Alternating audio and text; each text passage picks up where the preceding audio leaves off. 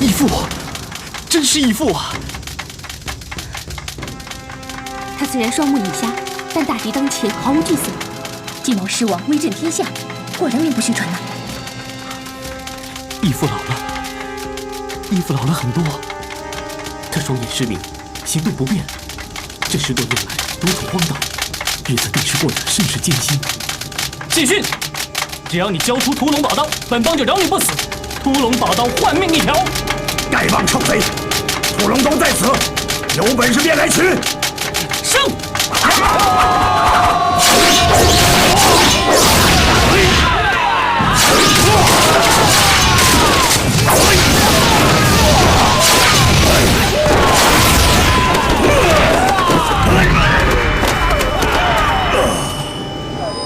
武林至尊，宝刀屠龙。金毛狮王威震天下，果然名不虚传啊！丐帮光临灵蛇岛，不跟我老婆子打声招呼，就来骚扰我的贵客。哎，听到没有啊？听金花婆婆言下之意，你义父似乎是她请的客人啊。我义父当年无论如何都不肯离开冰火岛，金花婆婆怎么能请得动他老人家呢？还有，金花婆婆又如何知道我义父的下落呢？两位长老，在。金花婆婆由我来对付，你们先去对付狮王。是。有这老婆子在，狮王不会有什么危险。现在重要的是隐藏行迹要紧。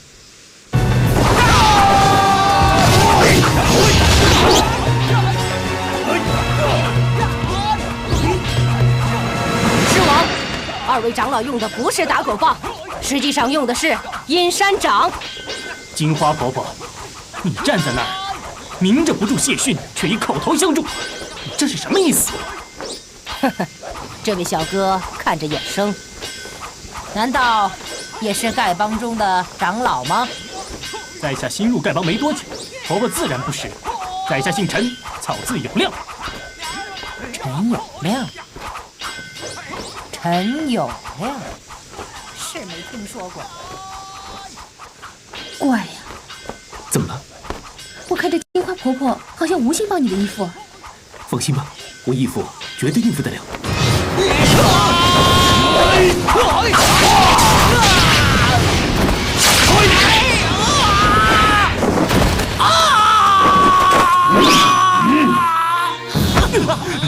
谢大侠，你武功盖世，在下实在佩服。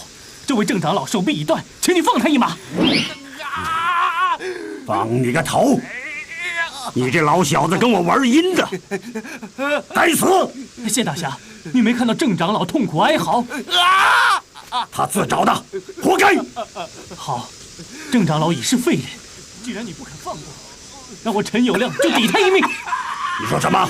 同门情谊，义字当先。谢大侠，请动手吧。此人倒是义气深重。陈有亮，老夫敬重你是条好汉，你把这姓郑的抱走吧，我也不为难你。在下先行谢过谢大侠不杀之恩，这是丐帮已有多人命丧谢大侠之手，在下10年之内若是习武有成，当再来了断今日恩仇。老夫只需宝刀一挥，你就横尸当场。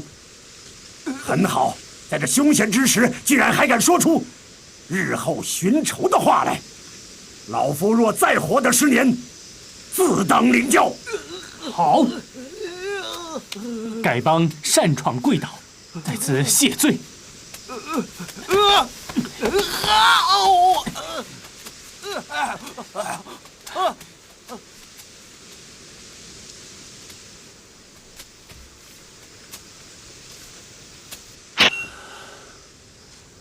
谢三哥，我知道你不喜欢旁人相助，刚才没有帮你，你不会怪我吧？你这次回到中原，可探听到我那无忌孩儿的消息？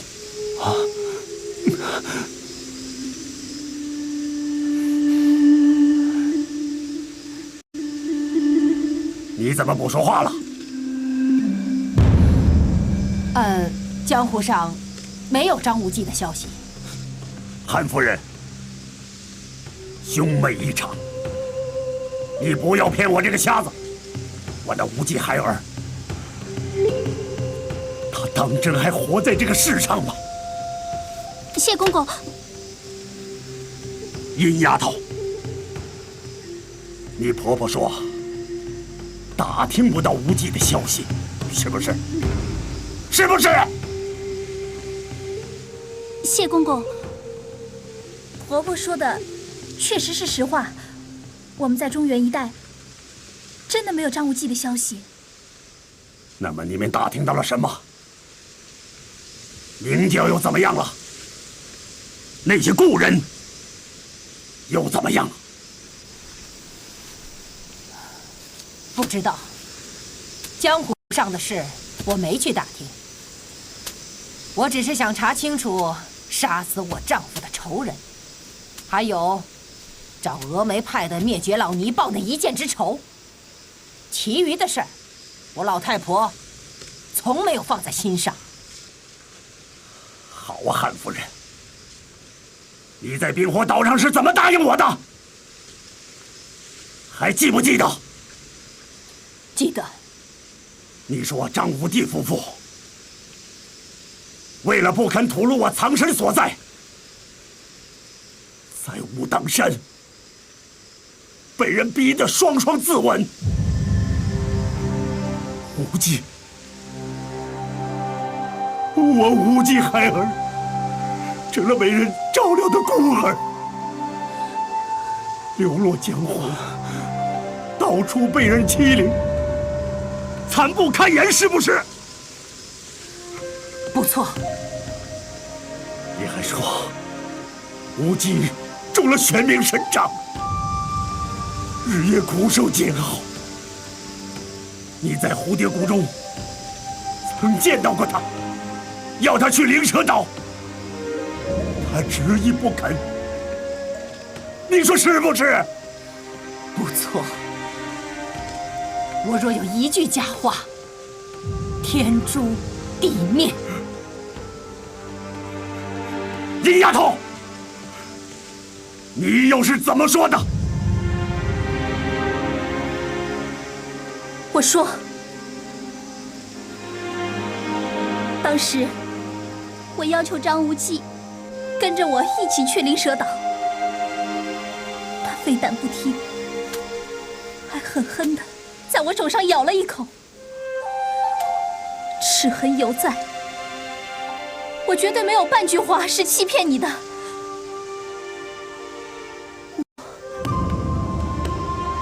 我其实也非常非常的想念他。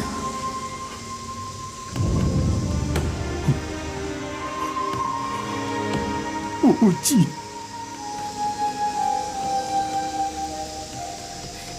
原来你和你表妹之间还有这些纠葛过节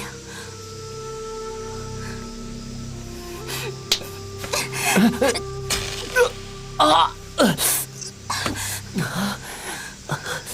我说过，如果你有事瞒我，我绝不饶你。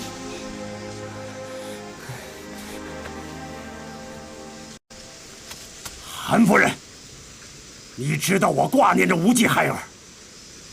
在冰火岛的时候，你答应过我，到这儿能见到无忌。为何你不守信用？我们说好的，我替你查张无忌，你借屠龙刀给我。谢三哥，只要你把屠龙刀借给我，我立刻为你去查张无忌的下落。你先将无忌带来，我就借屠龙刀给你。你信不过我。世上之事，难说得很。就算亲如父子兄弟，也有信不过的时候。这么说，你是不肯把屠龙刀借给我了？我放了丐帮的陈友谅离开，灵蛇岛从此以后再无宁日。武林中不知有多少复仇的人来找我。我金毛狮王早已不复当年了。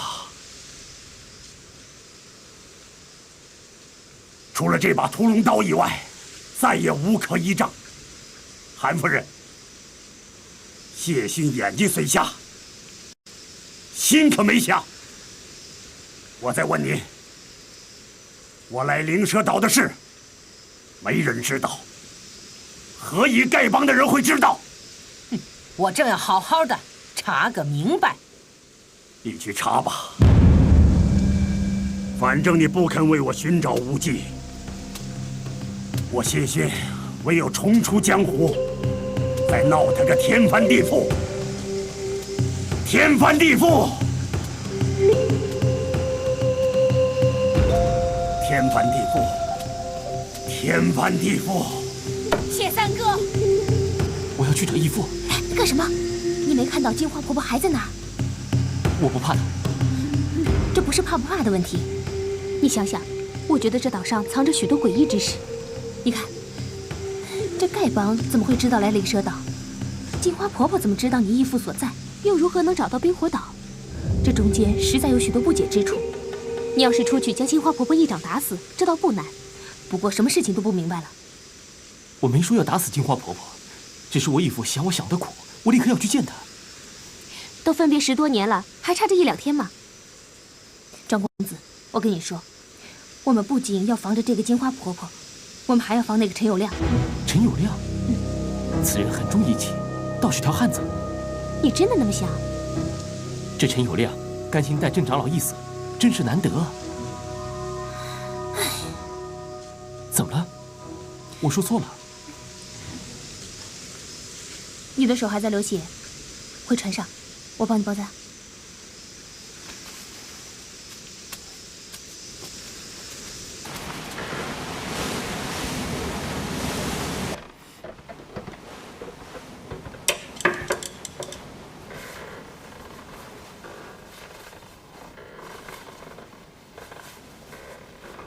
哎，你还没告诉我，你刚才叹什么气啊？你身为明教的教主，不知道要面对多少桀骜不驯的英雄，还有谋那么多的大事，没想到竟然那么容易被人骗啊！张教主，我真为你的将来感到担心呢。我被人家欺骗？不会吧？这陈友谅欺骗了谢大侠，你双眼看得清清楚楚，难道你看不出来啊？他骗我义父？这谢大侠屠龙刀一挥之下，丐帮的高手无人能敌。就算这陈友谅武功再高，也未必能逃得过这屠龙刀啊。换句话说，当时的情形，换做所有的人，不是上前送死，就是跪地求饶。更何况你义父的行踪，更不想让任何人知道。就算这个陈友谅跪地跟他磕300个响头，这谢大侠也未必能够心软。他除了假装自己人侠重义之外，你觉得他还能有什么办法？你好像不相信我的话。好，那你再想想，这陈友谅慷慨激昂地对谢大侠说那番话的时候，他的双手在干嘛？他的双脚在干嘛？我记得那时陈友谅，他的左手略举，右手横摆，是一招狮子搏兔。至于他的脚嘛，是降魔踢斗式，这不过是很普通的招数。难道他假装向我义父求情，其实意欲偷袭吗？这也不对啊，距离很远，这2招都不管用啊。哎呦，张公子，张无忌，张教主，你呀，你对这人心险恶真是了解太少了。你想想看，当初陈友谅站的位置，他这一招降魔踢斗式踢的是谁？这狮子搏兔搏的又是谁？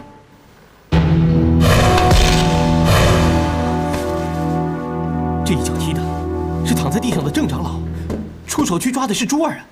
对呀，这个陈友谅啊，一脚就把郑长老踢到谢大侠的身上，另外那只手呢，就把你的那位青梅竹马结下蹑手之盟的珠儿姑娘，往谢大侠身上一推。好了，2个人都推到谢大侠身上了，这么一来，他就有机可逃。哎呀，要是换作是我呀，到现在我都想不出这么好的办法，真是不简单。这陈友谅真是一个了不起的人物啊。听你这么一提醒，我才恍然大悟，哼，真是后知后觉啊。这世上人心真是险恶，我自小经历的多了，可像陈友谅这么有心计的人，倒是少见。赵姑娘，你能够一眼看破他的诡计，你不是比他更厉害吗？喂，你是在讽刺我？好，如果你觉得我诡计多端的话，那就离我远点啊。那倒也不必了，你对我施的诡计多了，我会防着点。你防得了吗？那我问你，你手上被我下了毒药，你怎么不知道啊？你给我查的是去腐消肌膏啊！哎，这去腐消肌膏啊，是外科中用以烂去腐肉的消食膏药，又不是毒药。我当然清楚了，可是你涂在我的手背上，你咬出的齿痕不要烂得更深呐！哎呀，好了，我帮你洗掉好了。你别碰我啊！你动不动就来个恶作剧，我怕。哎，你真是狗咬吕洞宾，不识好人心啊！我是怕你疼得厉害，我才想出这个方法的。张公子，张教主，哼！早知如此啊，我就在你的手背上下毒药，要了你这条狗命，省得你现在对我不理不睬。哎，明明是你整我哎，你还说我是狗咬吕洞宾，不识好人心的。哎，如果我说的让你服气，那你要怎么办？反正你本来就是强词夺理，我也辩不过你。哼，是你自己心虚，说不过我。哼，我知道了，其实你心里呢知道我对你是一番好意，只是嘴巴不说。天下有这等的好意啊！哎，你咬了我的手背，你没有跟我赔不是就罢了，你还狠心在上面给我涂毒药啊！谢谢你啊，这种好意不要也罢了。用不着这么生气嘛。那我问你，是我咬你的伤口深，还是你咬珠儿姑娘伤口深啊？那都是很久以前的事情了，你提它干什么？我在问你话，你不要顾左右而言他啊！好，就算我咬珠儿的那口深嘛，可那时候他抓住我啊，我武功不如他，始终摆脱不了啊。小孩子嘛，情急就只好咬人呐。你又不是小孩子，我又没有抓住你逼你来灵蛇岛啊。哦，这么说，你那个时候，人家强迫你来灵蛇岛，你死也不肯来。现在又没有人强迫你来，你干嘛眼巴巴的跟着要来？我难道说是人大心大，人都变了？哎什么？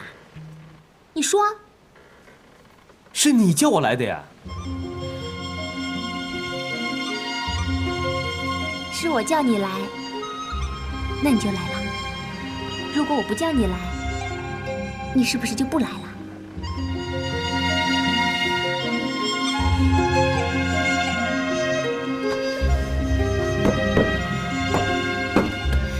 好吧，现在我要跟你说说心里话。其实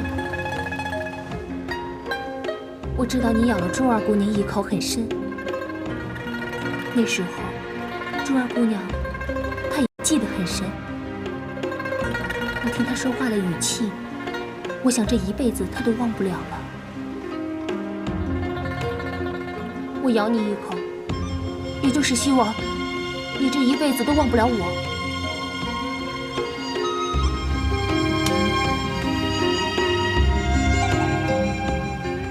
我看到珠儿姑娘手上的那个伤痕，我在想，你当时咬她咬得那么深，她这一辈子也会记得很深。我也想重重地咬你一口，可是我狠不下心，所以我只能轻轻地咬一口，再涂上去腐消肌膏，好让这个齿痕烂得更深些。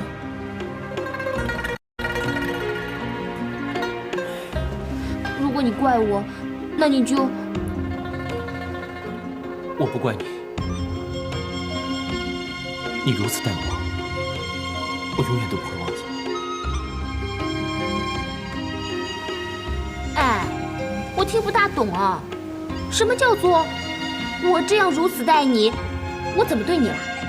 我是待你不好呢，还是我待你好啊？老实说，张公子，其实我是待你不好，待你好的事一件都没有。那你以后待我好不就成了吗？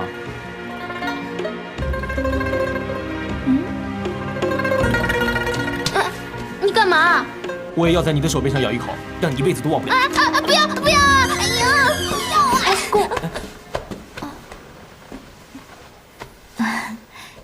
出什么事了？小昭，你刚刚去哪里了？哦，公子啊，我看见金花婆婆和那个丑姑娘，她们身上背着一个大袋子，不知道要干什么哎。他是不是向山顶那间小屋去了？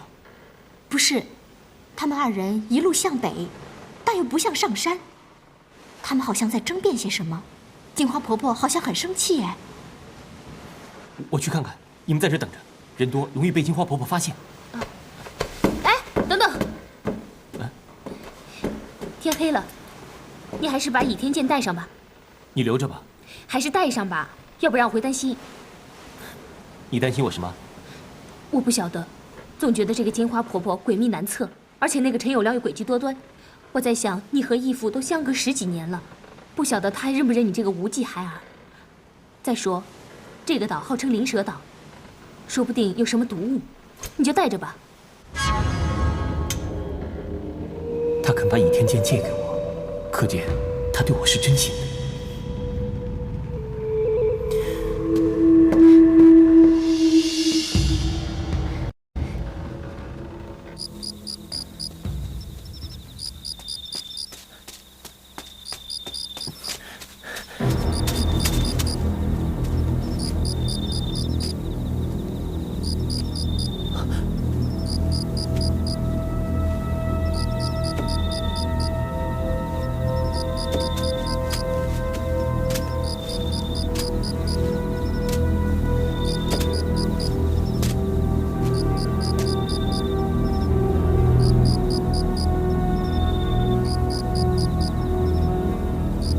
你还犹豫什么？还不赶快干活！婆婆，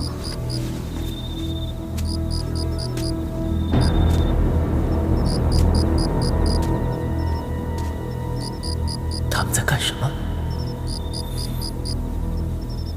婆婆，婆婆，你这样做，是不是有点对不起老朋友啊？谢大侠跟您可是有数10年的交情，我想他信得过您，才离开冰火岛来到灵蛇岛的。他信得过我？他信得过我，为什么不肯把屠龙刀借给我？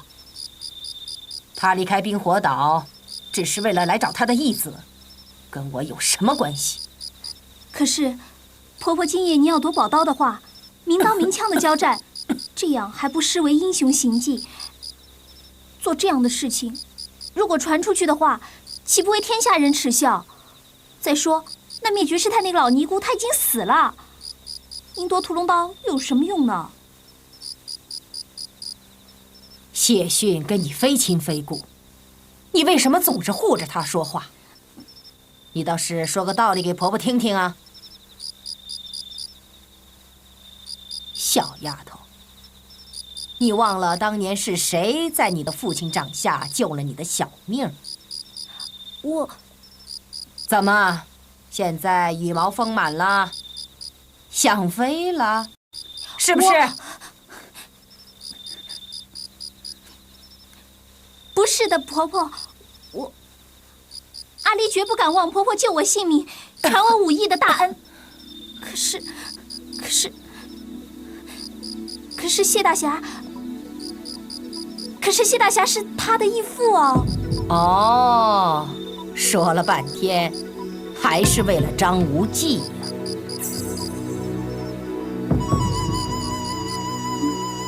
天下竟有你这等痴心的丫头。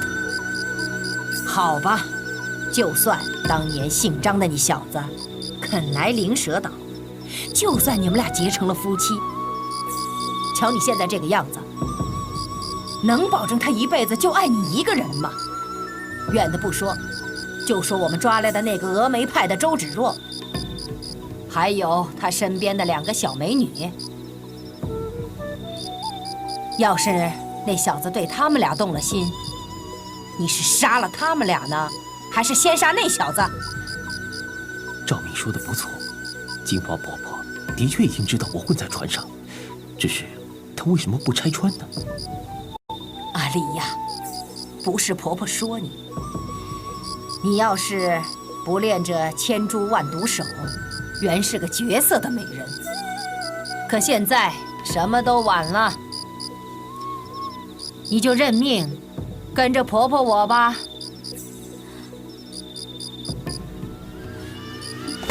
婆婆，谢大侠是她的义父，我们能不能不动她一根毫毛？这件事情你如果答应了我，我所有的事情都听你的。好吧，我答应你不伤她性命。你起来吧。多谢婆婆。可是不拿屠龙刀，我誓不罢休。婆婆，别再啰里啰嗦让我生气了，赶快插钢针吧。是。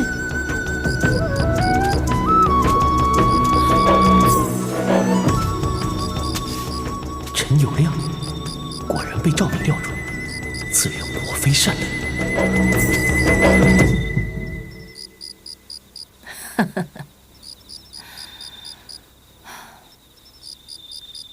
谢三哥，有不怕死的狗贼来找你来了。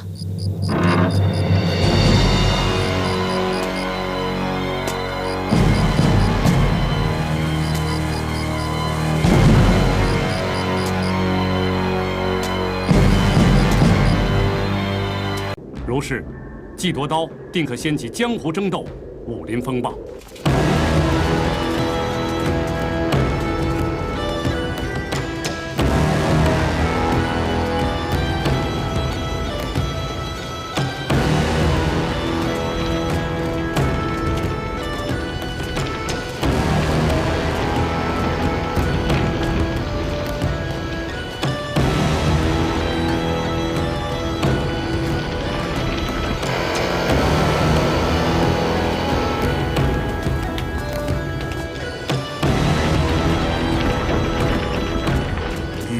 刀为限，本王与江湖人自相残杀中坐收渔翁之利，这真是豪劲。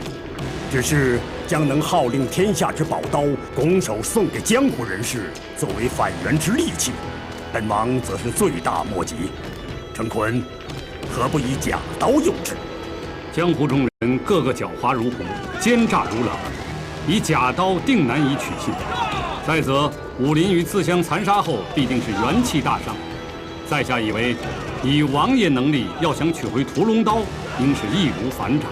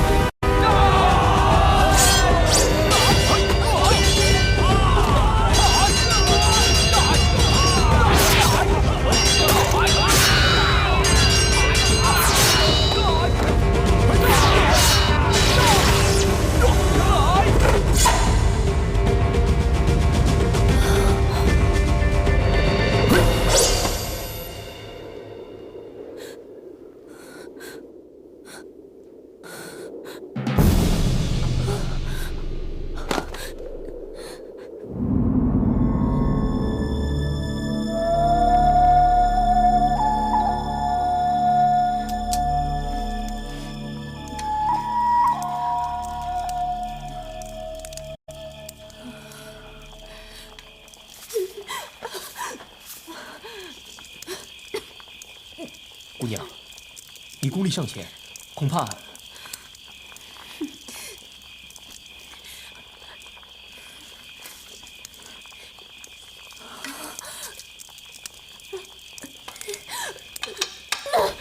哎，姑娘，姑娘，你何必跟自己过不去呢？谁叫你说我武功不好？在下失言了，我不是这个意思。姑娘现在中了毒，身受重伤，功力大减，实在很难替自己疗伤的。那我该怎么办？依我看，姑娘伤势不宜再拖延了，不如由在下代劳吧。性命攸关，江湖儿女不拘小节。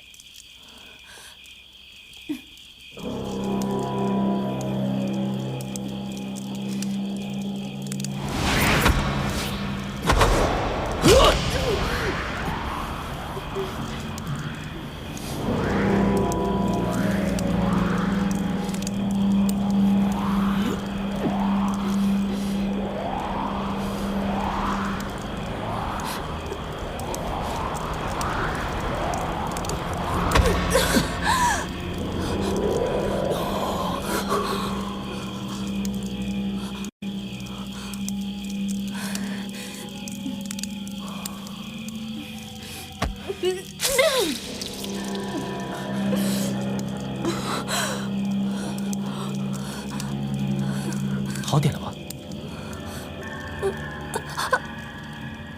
哎，这……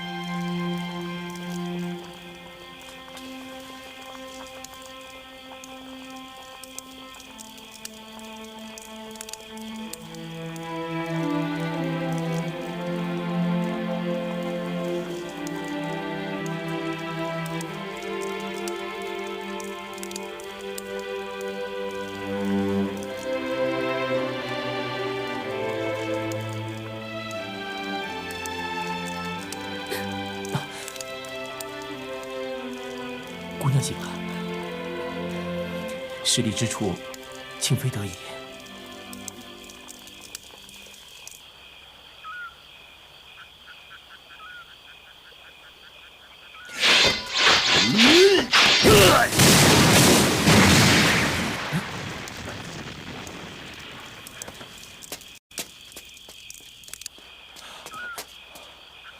三哥，五弟，屠龙刀，真是屠龙刀啊！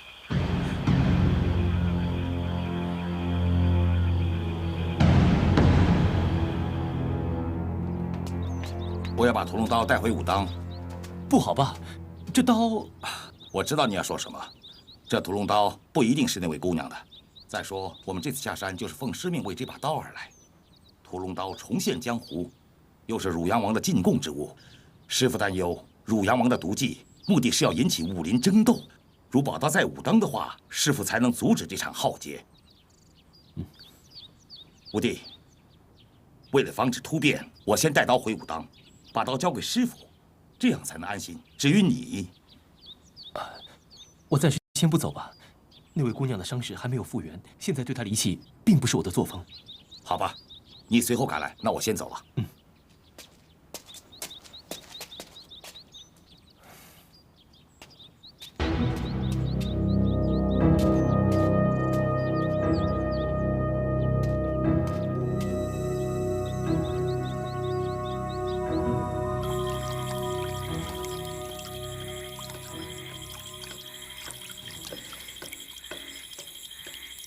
船家，我要过河。好嘞。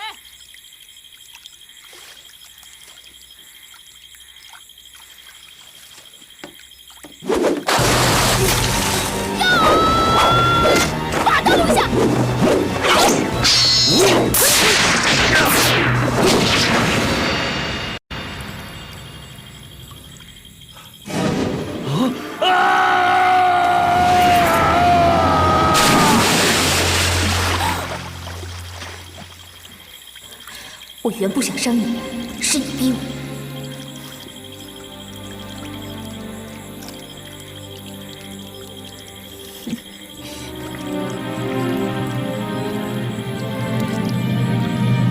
不行，我不能就这样走了。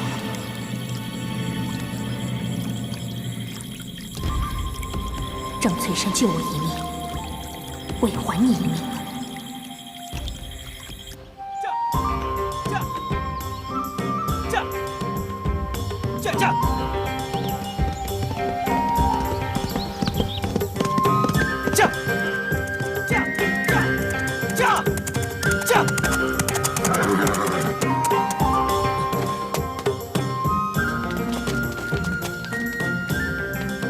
来者何人？六弟，是我啊！五师哥，哎，怎么就你一个人回来？三师哥呢？他比我先走一步，还没到吗？没有啊。希望别出事才好啊。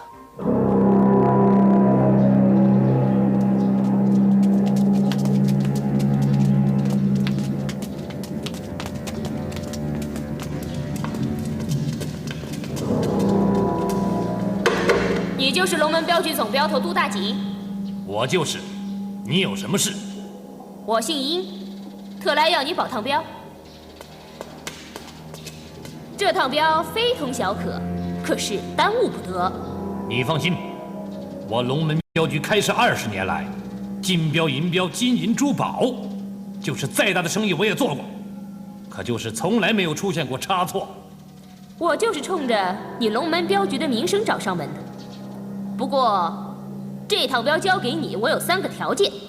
第一，这趟镖必须由你总镖头亲自押送；第二，自临安府送到襄阳府武当山，必须日夜赶路，10天内送到，交给武当派；第三，若有半分差池，别说你总镖头性命不保，管教你龙门镖局满门鸡犬不留。条件并不苛刻，只是语气挺大的。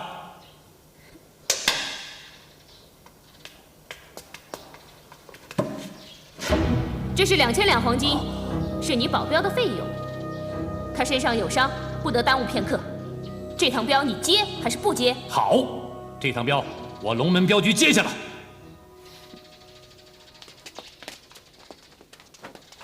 出发！出发！快！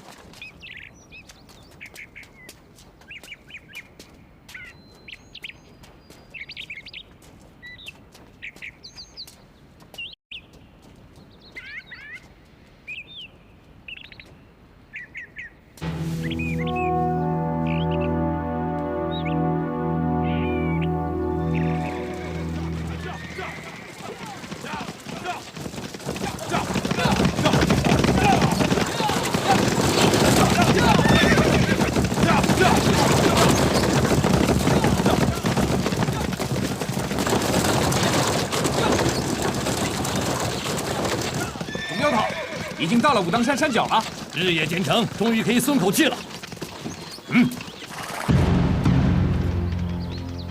大家注意，点子不明。可是龙门镖局的，正是。来者报名。武当宋远桥。总镖头，这是武当七侠之首的宋大侠。我知道。撤。慢。车内可是我三弟于代言。我只管接受托镖，不过问镖务。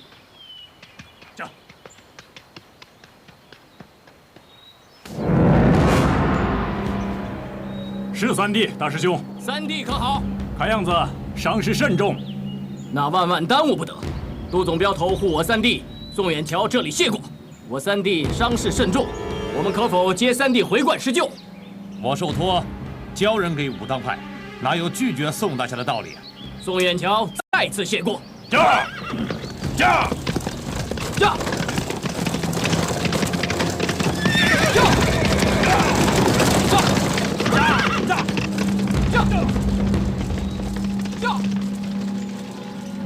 总镖头，我们可以回去了吧？不对，武当派怎么会知道我们保的镖是于代言呢？宋远桥又好像是专程在等我们，有问题，一定有问题。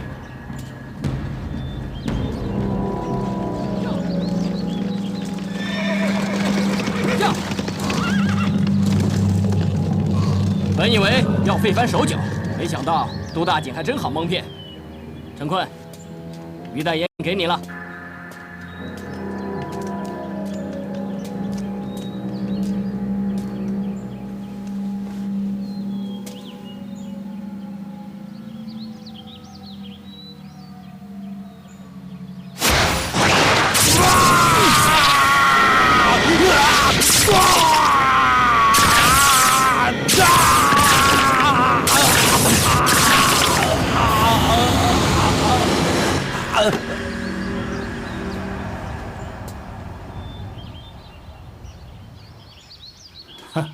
少林武当必会为于代言生仇结怨。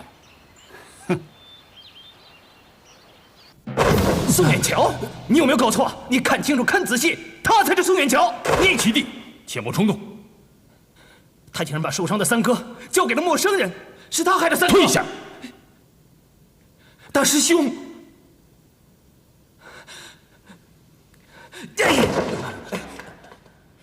杜大锦，到底我三师哥人在何处？我怎么知道呢？如果我杜大锦真有心加害于三峡，何必车马劳顿赶他个10天路呢？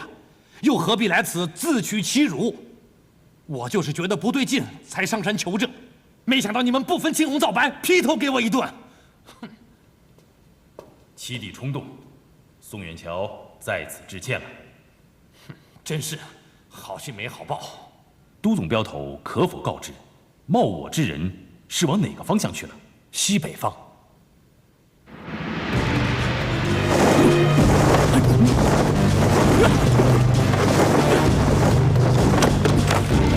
三师哥，三师哥！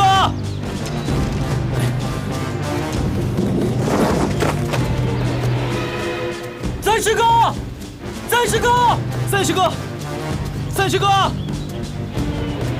三师哥，三师哥，三师哥，三师哥，五师哥，啊，六师弟，怎么样了？没有啊，我也没看到啊。哎，去看看，走。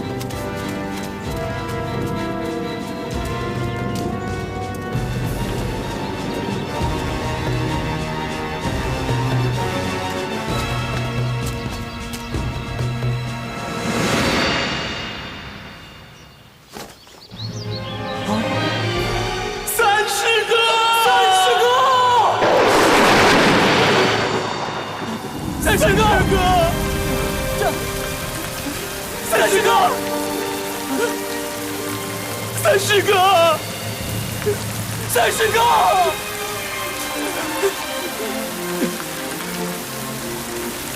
快点！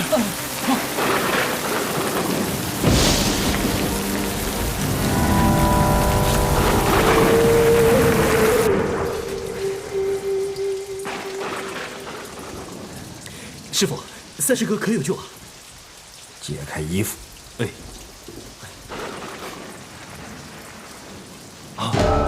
师傅，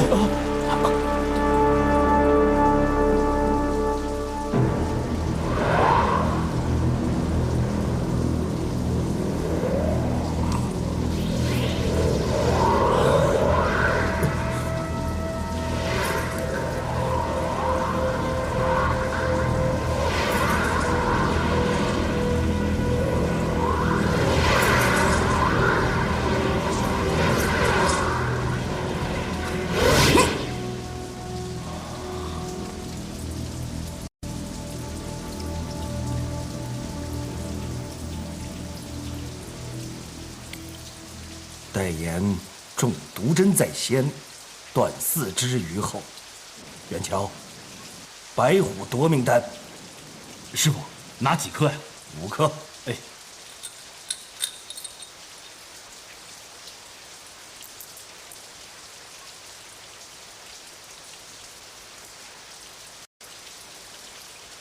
师傅，可否能用三弟的伤势来推测，是谁下的毒手啊？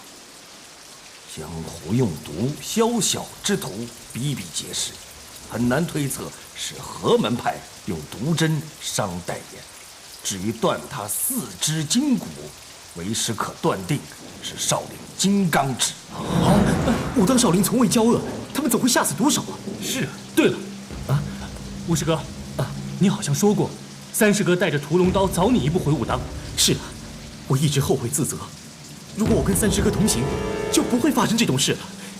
啊，你方才说对了，是什么意思啊？我多行走江湖，记忆中龙门镖局总镖头都大姐是出身少林的俗家弟子。我就说不能放他走嘛！秦帝，我去把他抓回来。我去了。哎，秦帝，你无凭无据，凭什么栽赃人家？你们也不想想，这不是明摆的事吗？那杜大锦铁定是觊觎三师哥的屠龙刀，才下此毒手的。他已经说过了，脱镖的是个姓殷的年轻公子。那是杜大锦编套故事来骗我们的，以为这样我们就能相信。我要替三哥报仇，把他抓回来，不可鲁莽！三哥，三弟，疼死我了！三哥，三弟，戴言能否保全性命，要1月之后方能知晓啊。但手足筋断骨折，终是无法再续啊！他这一生算是废了。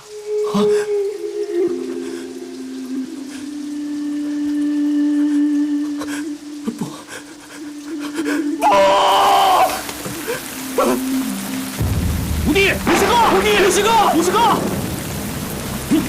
大哥，大哥！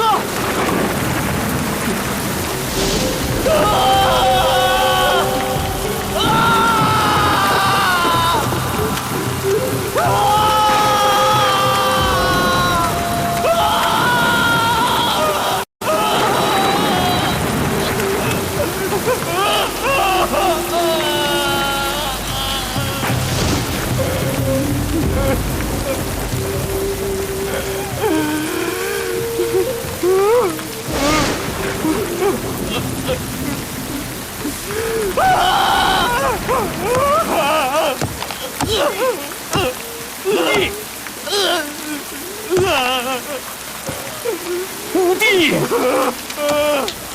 武帝，武帝，你这是干什么呀？你为什么这么自虐呀？大师哥，是我害了三师哥。武帝，如果我跟三师哥同行，他就不会中毒针，他就不会残废了。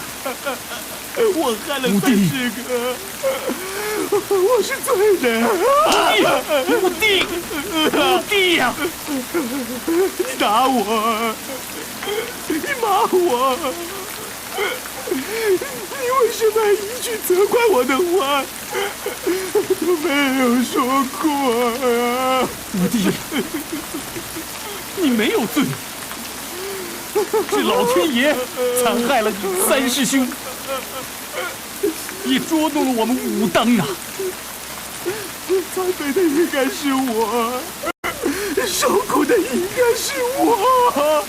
武帝，你痛苦，你自责，我完全理解。平心而论，当时你救人在先，不能同三师兄回去，过不在你呀。受苦的该是我，残废的还是我。武帝，你现在再懊悔也无济于事啊！当务之急就是赶紧找出残害你三师兄的罪魁祸首，你知道吗？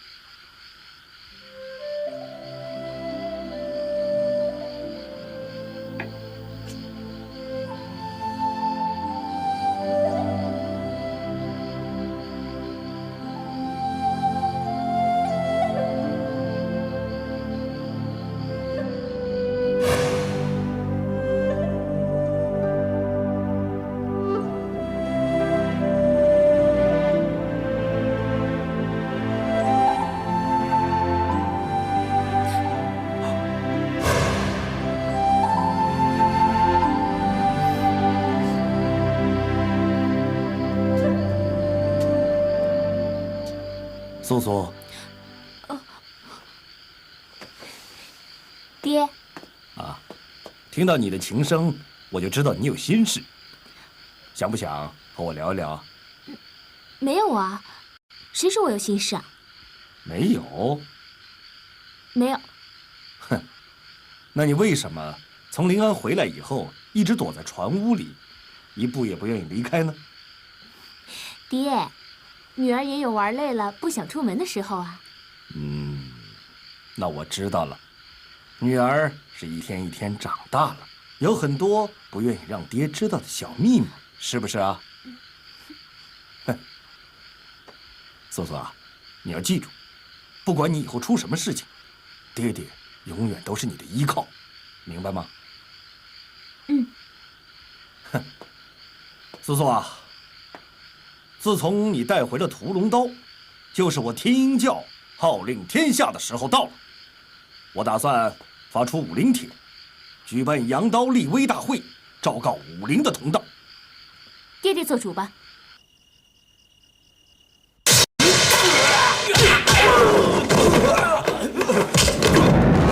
你们是谁？为何假冒武当派？去死吧你！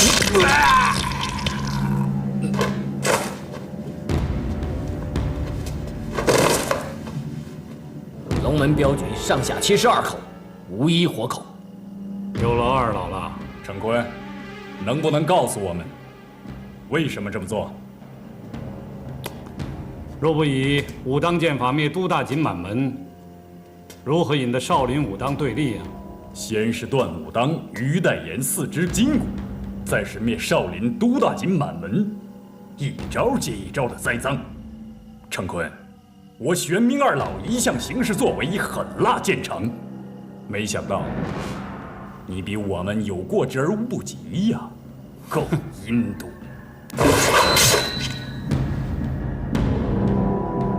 阿弥陀佛。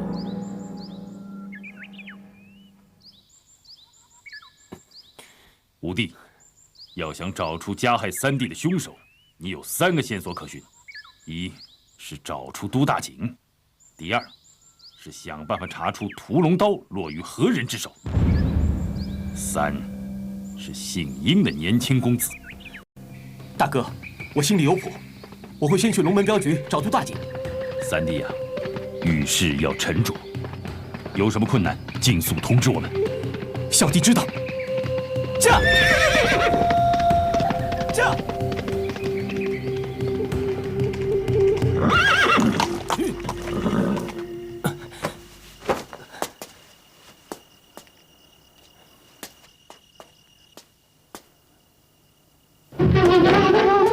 有人在吗？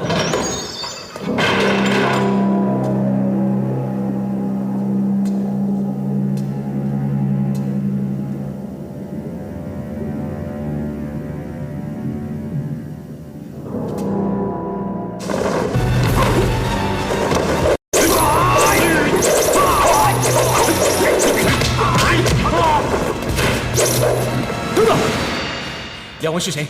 请吐法号。元音，原来是少林元字辈的高僧，不知我可有得罪少林？两位要对我出手。张翠山，你是武当七侠，在江湖上也是小有名气，遇事你为什么如此的毒辣？毒辣？二位大师，您的意思？我少林弟子都大锦一家被杀，都是你张翠山干的。大师，您误会了，我也是刚来临安县。贫僧日前收到都大锦的求救书信，说是为了保于代言之标而得罪了你武当派，这个你敢否认吗？不错，确实有此事。我火速赶来，没想到你们师兄弟先我一步下此毒手。你胡说，你无中生有。情况是否属实，先拿下你，拿回少林寺，交给主持再说。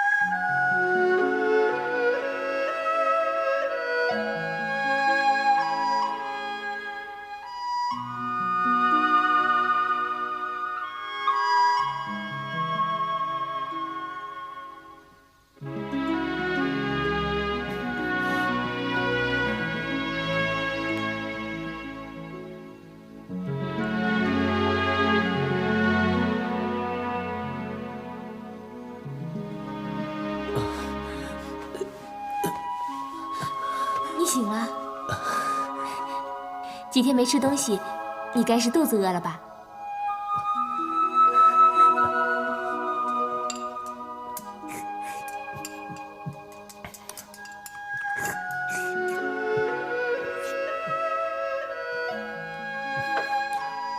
你怎么不问我怎么受的伤啊？江湖中人别说是受伤，脑袋都随时贴在手上，还需要问吗？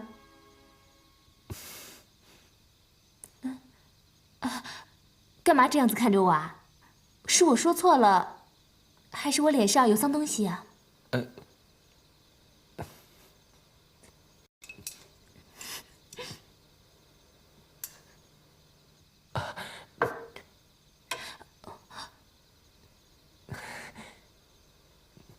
那天你失踪了，我一直担心你的伤势，还到处找你呢。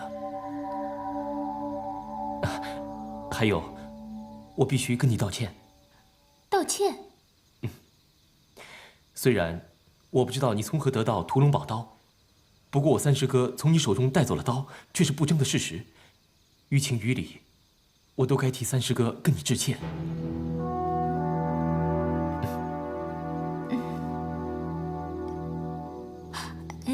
有缘千里来相会，无缘见面不相识。这虽然是句极为通俗的话，却印证在我们的身上了。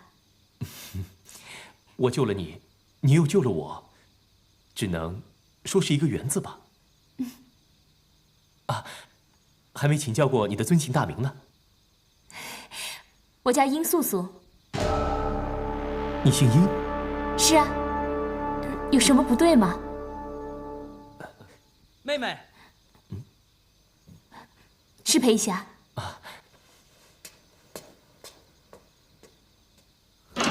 妹妹，哥，找我有事吗？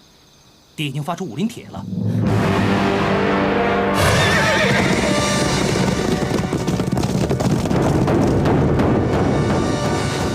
武林至尊，宝刀屠龙，号令天下，莫敢不从。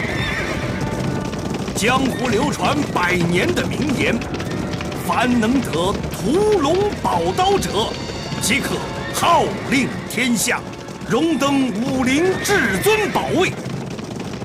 本天鹰教幸得屠龙宝刀，特发武林帖，简邀各门各派，紧定于9月初9于钱塘江口王盘山岛举行扬刀立威大会。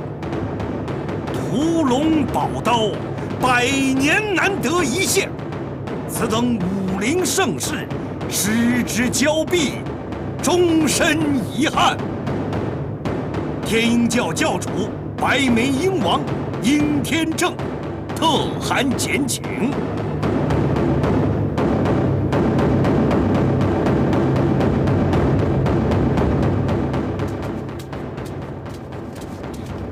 刚好，人都到了。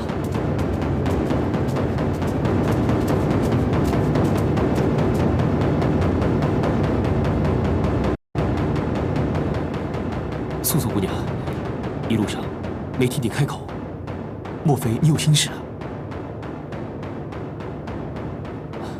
是我不好，我不该把你拖到这里来。不过实不相瞒，既然知道屠龙宝刀为天鹰教，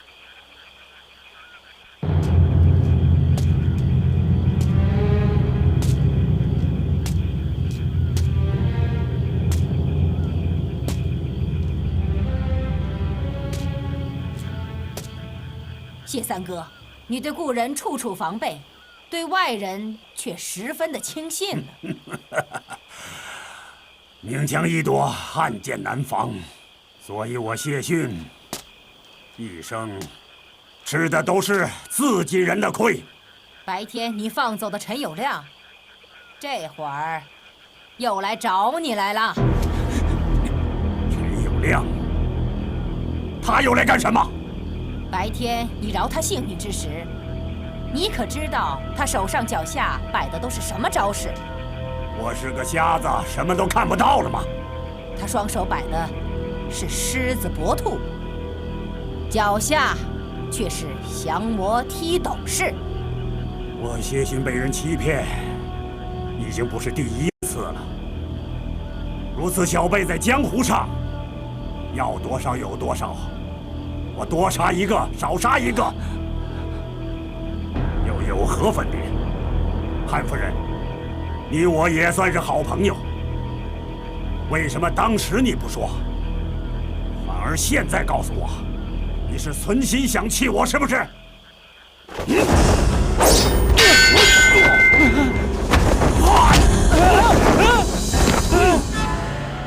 我杀你就像杀鸡一样，只是有言在先，准你10年之后再来找我。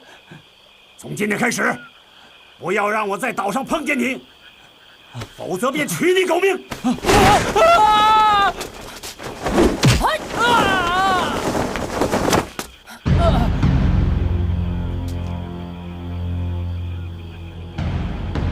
谢三哥，你能以耳代目，果然厉害。以后重振狮王雄风，拭目可待呀。我谢逊身上血债如山，就算死得再惨也是应该的。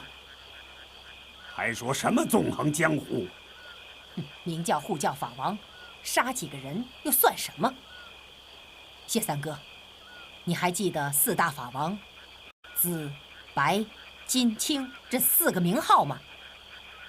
想当年，咱们在杨教主手下，殷二哥、福王韦四哥，再加上你我，横行天下，所向无敌。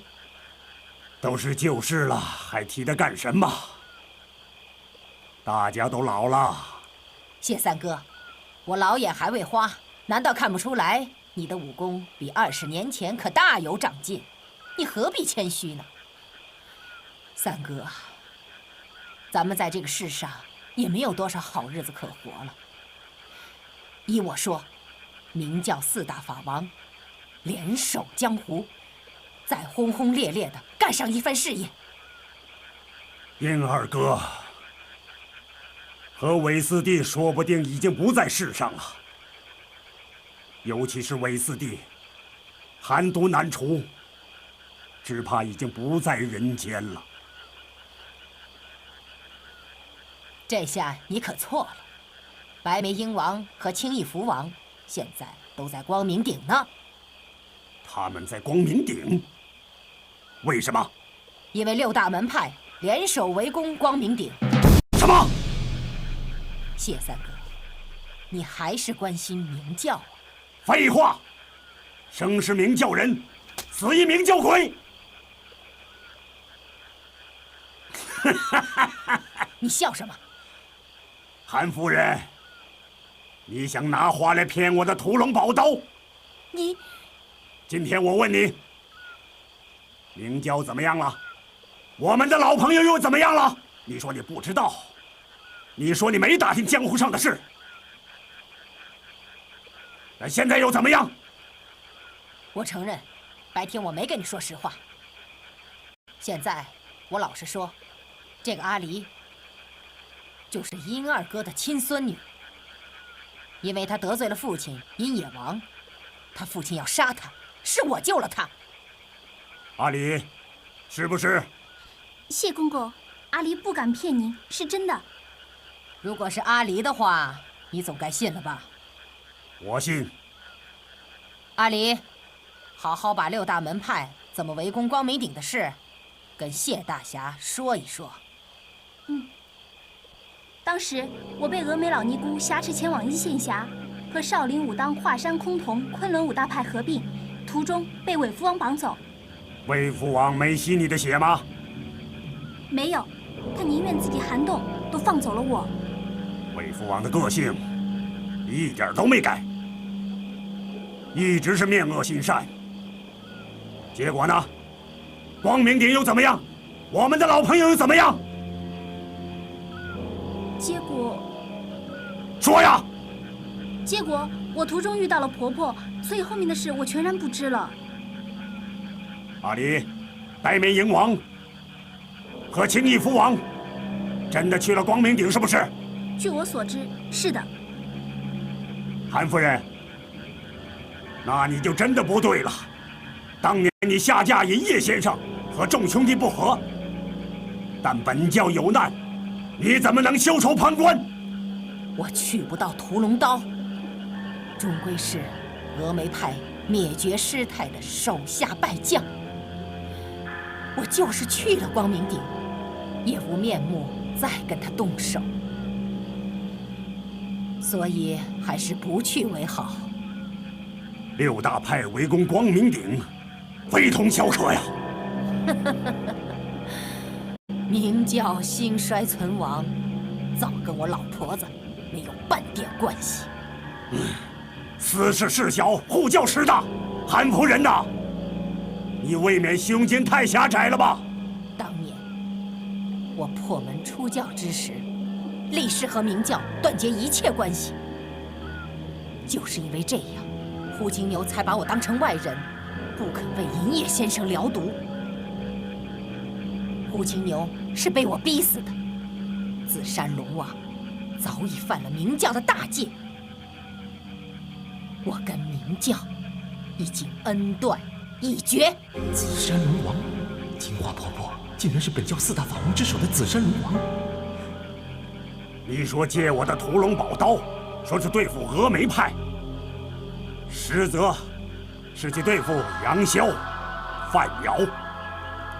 你念念不忘的，只是想进光明顶上的密道，我更加不能接。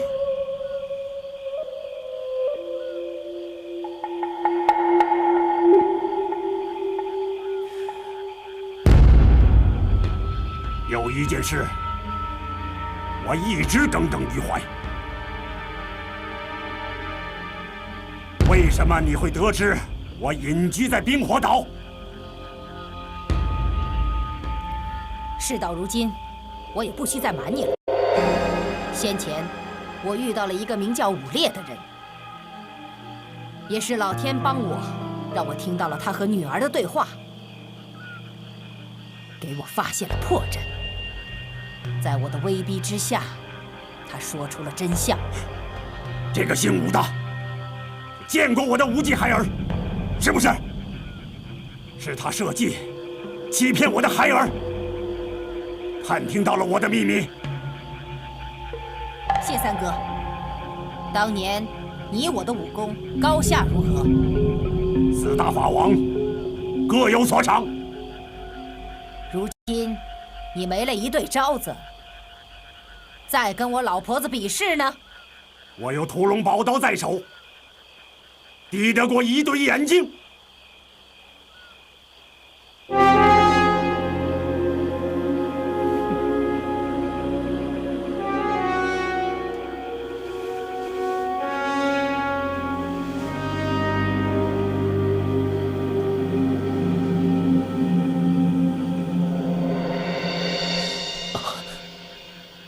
你想拿我的屠龙宝刀，一定要逼我动手的话，有违我四大法王昔日结义金兰的誓言。我谢逊真的不想这样。你不必心软，今天我得不到屠龙宝刀，誓不罢休。你要取屠龙宝刀，先杀我谢逊！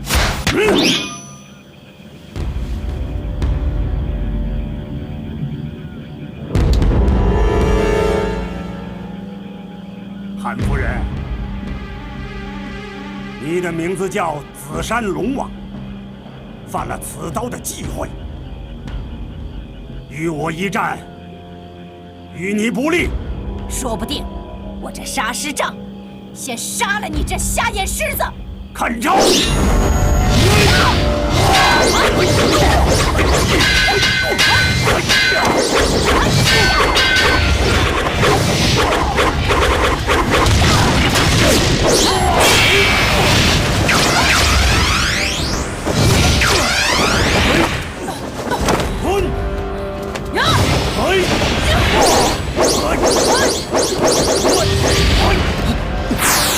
小心脚下有钢针！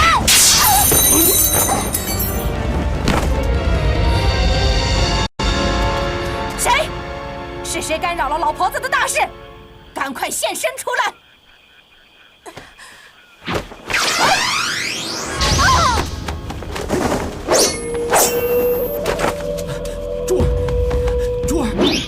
珠儿，张无忌，这怎么可能呢？小周明明已经下了毒了。金花婆婆，你太狠了！珠儿，你没事吧？阿牛哥，是你。珠儿，是我啊，珠儿。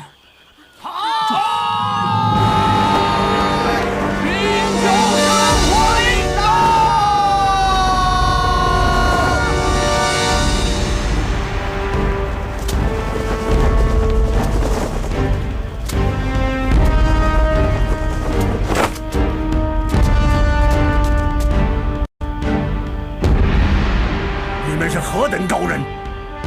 杨教主遗言中说道：“本教圣火令自第31代教主石教主之时便已失落，怎么会在这3人手中？这是不是真的圣火令？这3人是否本教弟子？”不叫龙王失望，为何不下跪接圣火令？啊！圣火令，本人早已破门出教，护教龙王4字不必再提。请问3位尊姓大名？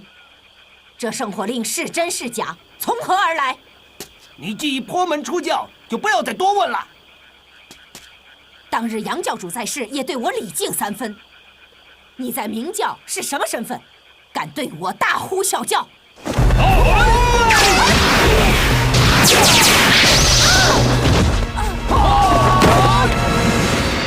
见圣火令如见教主，谢逊，你还不下跪？3位到底是谁？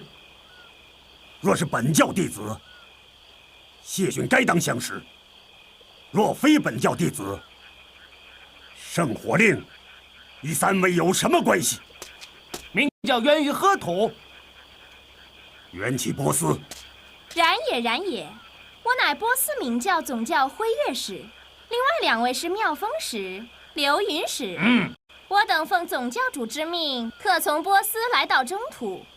总教主接获信息，得知中土支派教主失踪，群弟子自相残杀，本教上下大势趋弱，是以命云、风、月3使来到中土整顿教务，合教上下齐奉号令，不得有误。太好了，总教主有号令传来，真是再好也没有了，免得我担责重任，见识肤浅，误了明教的大事。中土明教虽然出自波斯，但数百年来已经自立成派，自然不受波斯总教的管辖。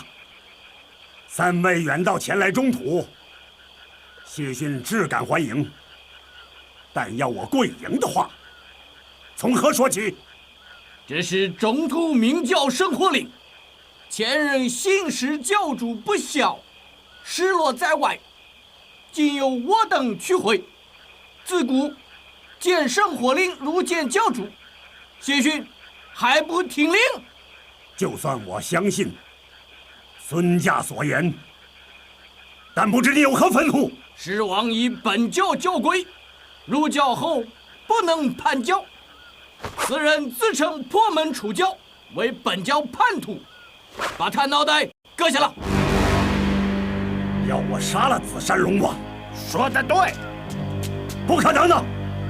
中土明教向来无此教规。从今天开始，中土明教西奉波斯宗教号令，出教叛徒留着便是祸胎，把他除掉。明教4大法王情同金兰，他对我无情，我却不能无义，更不能出手加害于他。你在说些什么？你们中原人啊，真是婆婆妈妈、啰里啰嗦，出教之人怎可不杀？这算是什么道理？真是非常奇怪，莫名其妙。谢某，我杀人无数，却不会杀害同教的朋友。非要你杀他不可！不听号令，我们先杀了你。 3位来到中土，第一件事便是逼金毛狮王杀了紫山龙王。但难道是为了立威吓人吗？你双眼虽瞎，心中倒也明白，还不快快动手！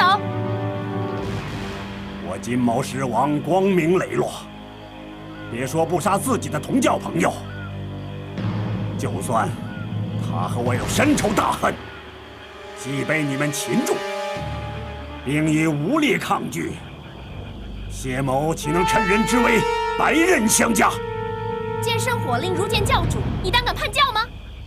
我谢逊已经下了20多年了，即使将圣火令放在我的眼前，谢某也看不见，更不需要说见圣火令如见教主。那你是决意叛教了？谢某不敢。谢某绝对不会杀自己同教的朋友，就算人头落地，也绝不会干出如此卑鄙的事。明教中人不奉圣火令者，一律杀无赦。谢逊是护教法王，教主要杀我，也须开坛禀告天地，申明罪状。就凭你们一句话就要将我处死，办不到。明教在波斯好端端的，一至中途便有着许多臭规矩。杀！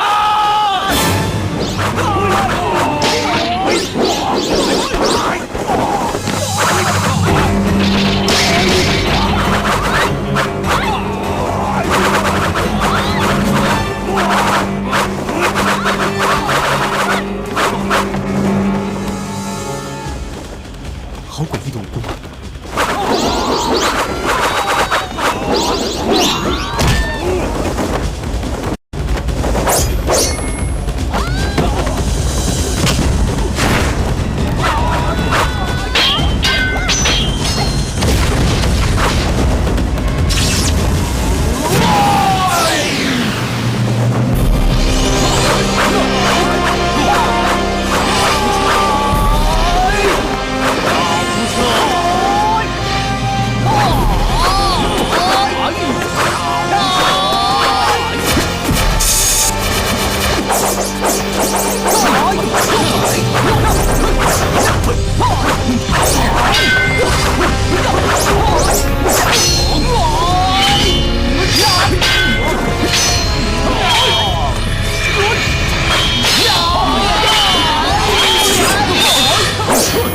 小伙子，这是明教的事，跟你毫无瓜葛。今日你出手相助，谢逊感激不尽。你赶快脱身离开这里！我不能让他们杀了你，你快走，我来应付。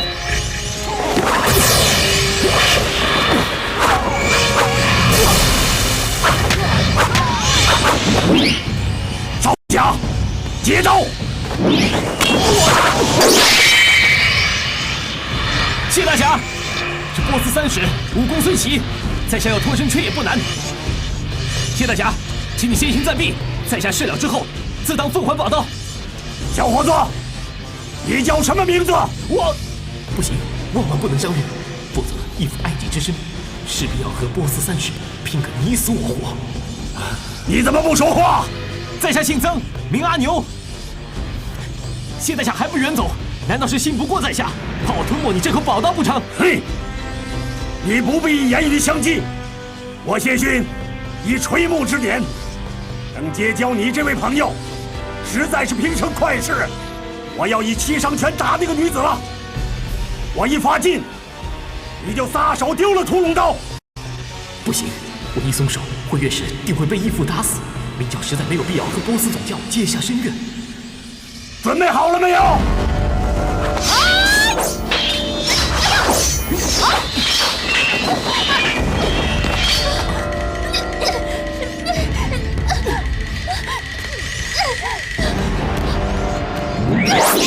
我要和你同归于尽！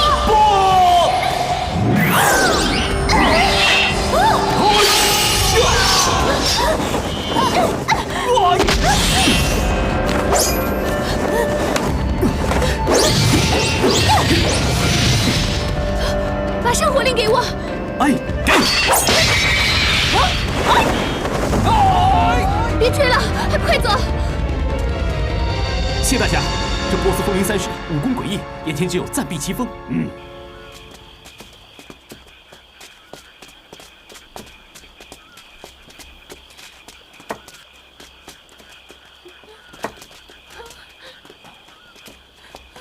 珠儿，不会有事的。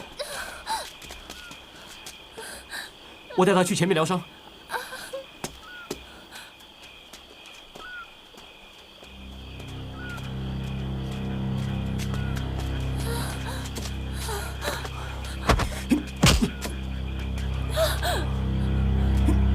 韩夫人，我不明白你为什么又要下手杀害殷姑娘。这个野丫头，吃里扒外，该死！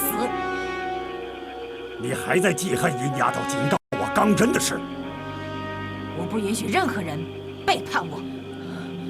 韩夫人，你的心眼太狭窄了。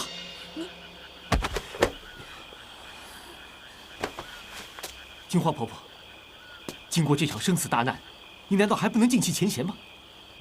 你救我的命是你的事，我杀不杀阿离是我的事，你休管闲事。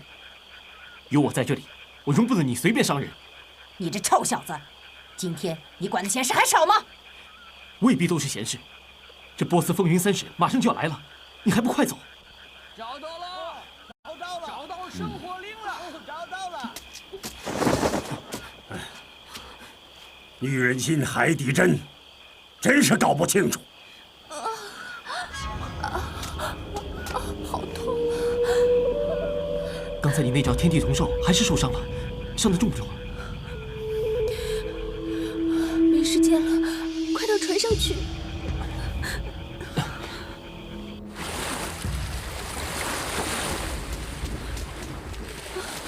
船怎么不见了？韩夫人，一定是韩夫人。他往西，我们的船在东，应该不是他。陈友谅，一定是陈友谅开走了。刚才就应该一刀杀了他。啊，糟了，小赵和周姑娘还在船上呢。你听，一定是波斯风云三使追来了。跟我走，跟我走。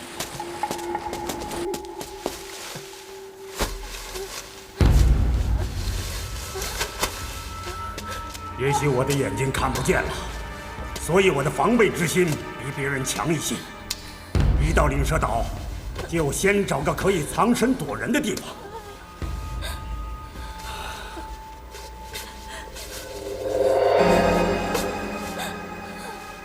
怎么样？他的伤怎么样？赵姑娘小腹上的剑伤深约半寸，流血虽多，性命绝无大碍。可珠儿她，珠儿。怎么又多了个女孩？啊，是殷姑娘。金花婆婆下手极重，都在要害。有救吗？是否能救？难说，现在没药倒是个问题。我住的茅屋里有药，只是万一路上碰上波斯风云三使，那就等到天黑再去吧。哎，管他呢，管不了那么多了。义父，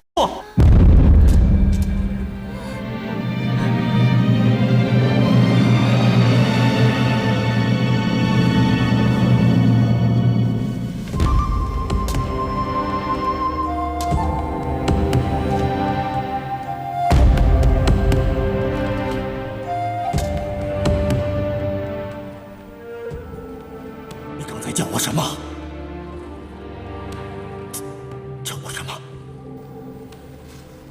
义父，无尽不孝，没能早日去冰火岛相见，害义父受尽辛苦。你说什么呢？我孩儿便是张无忌。无忌，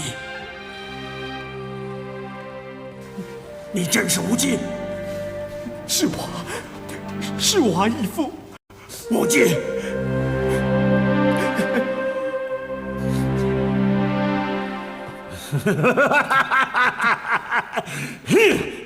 你少来这套，休想来骗我！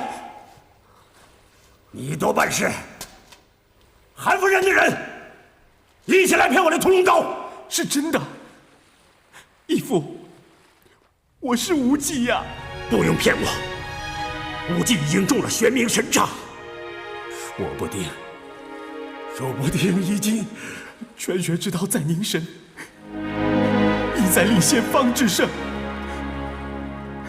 身不万尺，气不万线，神鬼无学，情理以交，猛烈精进，致虚之极，受尽之笃。当我记不起武功口诀的时候，您恨铁不成钢的打我，娘一句话也没有说，含着泪帮我上药。义父，你记不记得小时候我不要学七伤拳，不想当小疯子，你就吓我说老疯子带着一个小疯子有什么不好？义父，后来我失足跌进地缝里面去了，是您救了我呀！无忌，义父，你真是我的无忌孩儿吗？没想到1年10年还能跟你见面，义父，我好开心，好开心。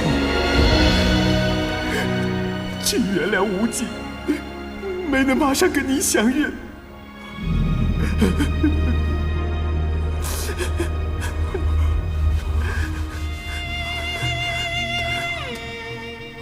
不行，我抱不动你了。10年来，我朝思暮想抱你，现在大了，你长大了，义父，你老了很多。我又不是妖怪，怎么能不会老？告诉我，10年来发生了什么事？快讲给我听好吗？来，坐下来讲。好。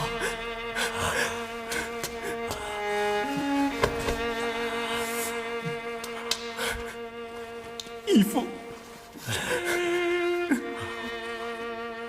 老天爷开眼了，老天爷总算开眼了。无忌孩儿，你这10几年来的经历还真是精彩。我经历了很多生死玄关，对很多事情都看透想透了。那义父，您呢？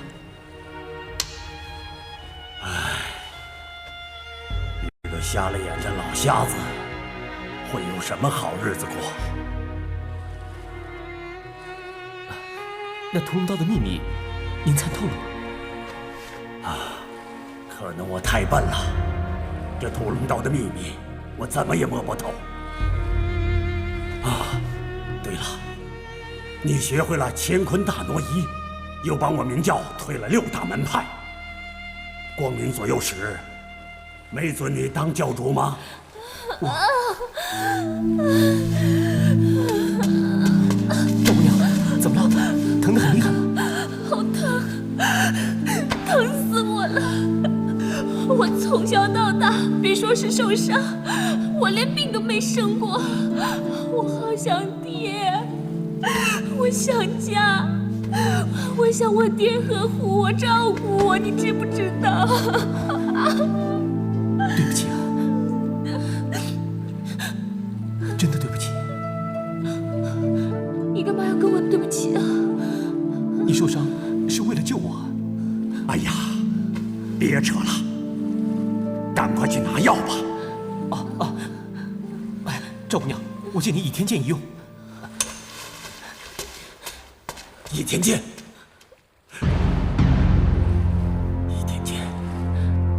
赵丫头，真的是倚天剑吗？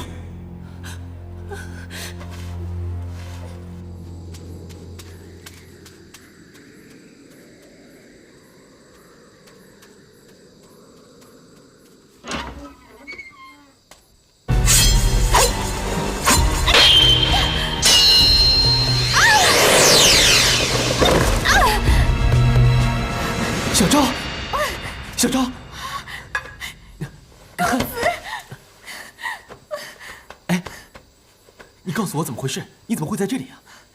我在船上等你们的时候，一个丐帮的年轻人上来劫船呢。果然是陈友谅一伙劫走了船。我担心你呀，所以救了周姑娘，就上岸来找你。周姑娘，没想到碰到3个波斯人在追查你的下落。他们3个没为难你吧？我跟周姑娘躲了起来，没有被他们发现。刚才我还以为是他们呢。好了，没事了，别担心。我找不到你的时候，好担心你啊。啊，周姑娘呢？哦，张公子。周姑娘，你没事吧？我没事，谢谢张公子关心。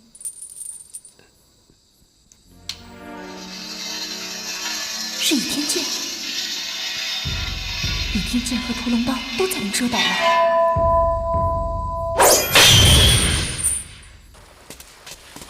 来，义父，无忌，你是不是又带来2个女娲？这位就是我跟你提过的峨眉派周芷若，还有小昭。这位就是我义父金毛狮王。小昭见过谢老爷子。好，好。小昭，把东西放下，过来帮忙。是。周姑娘，麻烦点个灯。哎，小昭，你去帮珠儿上药。哦，这里由我来。好。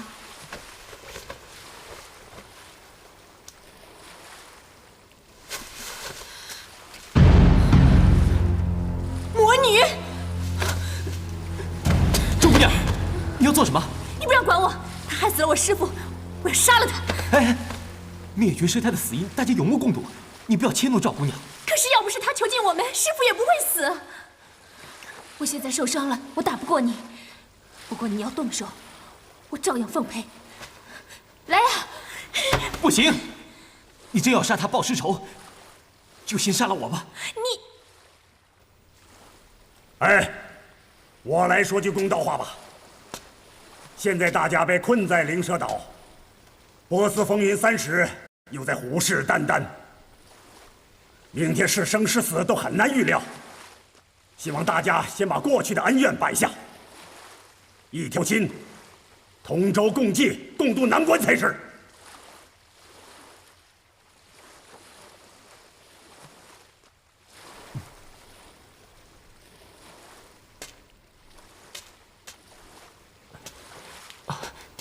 怎么样？快躺下吧。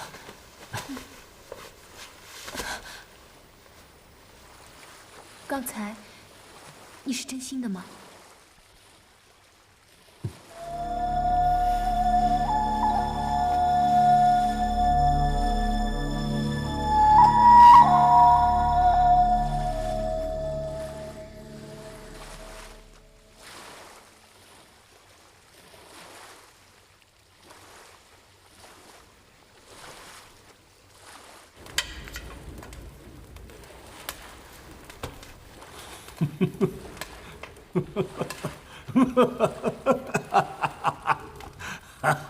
义父，你笑什么？我呀，我想起当年你爹和你娘流落荒岛，郎才女貌，天作之合，结为夫妻了。你呀，也是同样流落荒岛，可青出于蓝胜于蓝，你一个人呐，一下子带了4个女孩子。你呀，比你爹强多了。义父，你说什么？哎，我突然有个奇想。义父，你不要开口，听我说。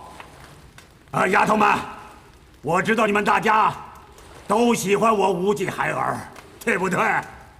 哎，我看这么着，不如你们全都嫁给无忌，当老婆吧。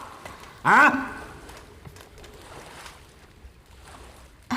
谢老爷子，小昭只是服侍公子的小丫鬟，你别把我算在内啊。我说狮王，你要是再满口胡说，等到我伤好了，瞧我不封你的嘴！啊，你这个丫头是厉害，难怪无忌孩儿对你会敬畏3分呢。不过，我问你，对波斯风云3使的时候，你所使的拼命3招，第一招是昆仑派的玉翠昆冈，第二招是崆峒派的人鬼同途，第三招是什么？老夫孤陋寡闻，可听不出来了。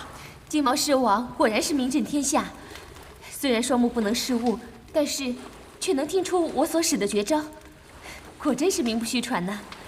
第三招是武当派的天地同寿，这可是新创的招数啊。其实什么招数并不重要，重要的是你如果不爱无忌，为什么招招拼命呢？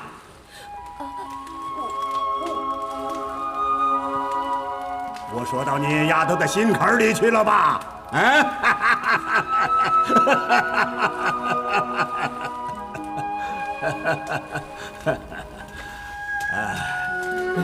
小昭，小昭，小昭。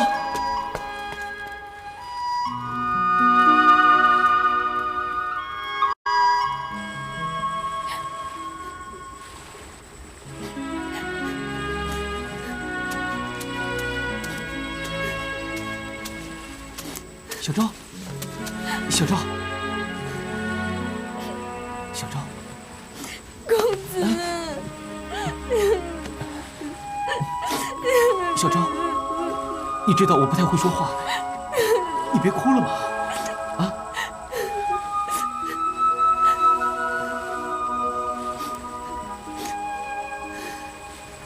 小昭，你怎么了？是不是我义父的话让你不舒服了？跟老爷子无关，还是郡主的话？老爷子这么疼你，郡主又为你拼命，周姑娘很含蓄，嘴里虽然没有表示，但看得出她心里非常在乎你。有那么多人疼你爱你，我就想到我的身世，我心里觉得好难过。小昭，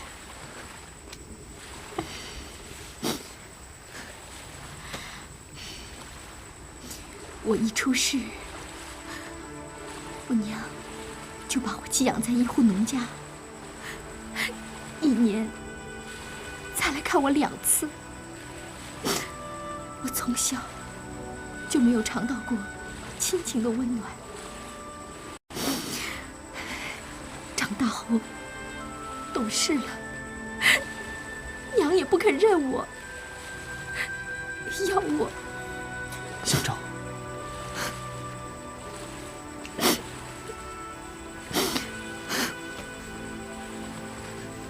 自从见到公子后，我才深深地感受到我从来没感受到的温暖。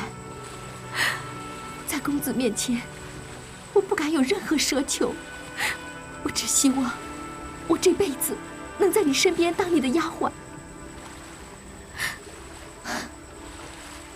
我好害怕，好怕这个梦想将会破灭。不会的，不会的，小昭，我答应你，不管发生任何事，我都会在你身边保护你的。我担心娘。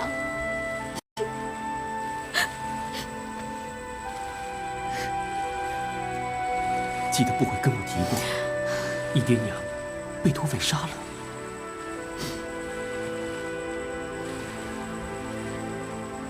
小昭，我不希望你有事瞒着我。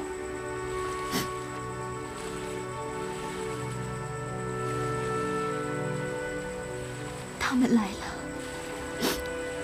他们一定是为了娘来的。我好怕，